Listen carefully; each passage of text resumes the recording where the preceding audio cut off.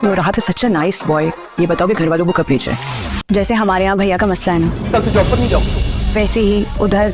उसकी अम्मी का सेम मसला है। दोनों तरफ एक ही प्रॉब्लम चल रही है। मुराद की अम्मा अपने इकलौते बेटे को शेयर करना नहीं चाहती। अस्सलाम viewers, hope you doing good. तो मन्नत मुराद की न्यू एपिसोड में हमने देखा कि मुराद की माँ जो कि एक्स्ट्रा पॉजेसिव है, वो अपने बेटे के लिए कि वो किस अज़रा के पीछे लगा हुआ है अपने दामाद को भेज देती है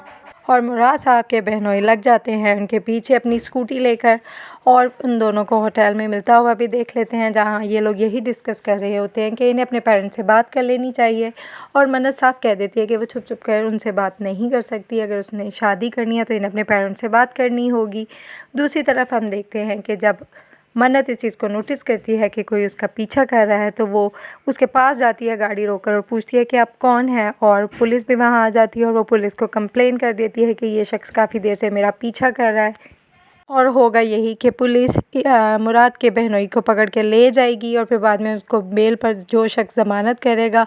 वो मुराद का वही बहनोई होगा जिसको उसका बड़ा बहनोई बिल्कुल पसंद नहीं करता। इसके अलावा हमने ये देखा कि मुराद और मन्नत के रिश्ते में सबसे बड़ी रुकावट मन्नत का भाई और मुराद की माँ है। और अब हमने ये भी देखा कि मुराद का छोटा बहनोई जो कि बड़े बहनोई की बेल करवा देता है, उसको भी इस चीज़ का एहसास नहीं होता कि छोटे बहनोई ने दोबारा से उसकी बेल करवाई है, जबकि इन दोनों की आपस में टसल चल रही है। दूसरी तरफ मन्नत मुराद से बात करते हुए ये कह देती है कि उसके भाई का बिहेवियर बहुत चेंज हो गया और हो सकता है बहुत जल्द वो उसका रिश्ता कहीं पक्का कर दें, और वो नहीं चाहती कि वो अपने भाई को धोखा दे, जिसके बाद वो रोने लग जाती है और मुराद भी बहुत ज़्यादा अपसेट हो जाता है। अब मन्नत और मुराद को इस चीज़ का अच्छी तरह से एहसास हो गया है कि फ़ैमिली तक बात ले जाना बहुत ज़रूरी हो गया है,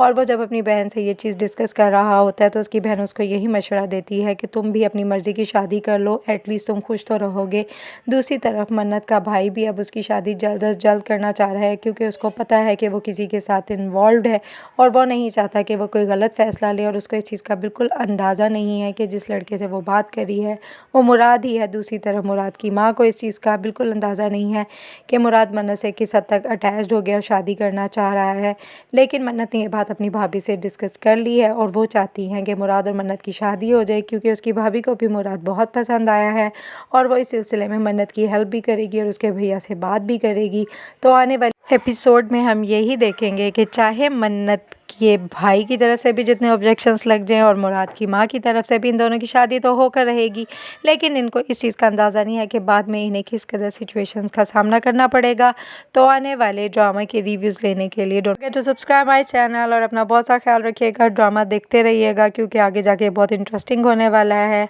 और अपना ढेर सारा ख्याल रखिएगा। लव यू, अल्लाह हाफ़िज़।